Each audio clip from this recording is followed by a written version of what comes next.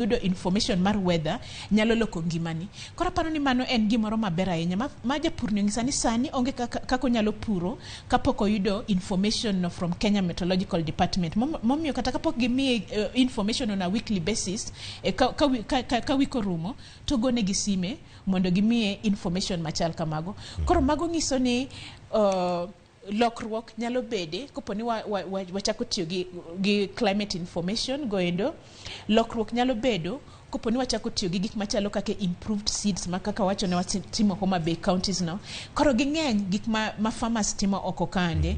Koro gima nyalo wacho ni gima onego wabed go kodhi nyime onego bed ni wamedo puonjo jopur.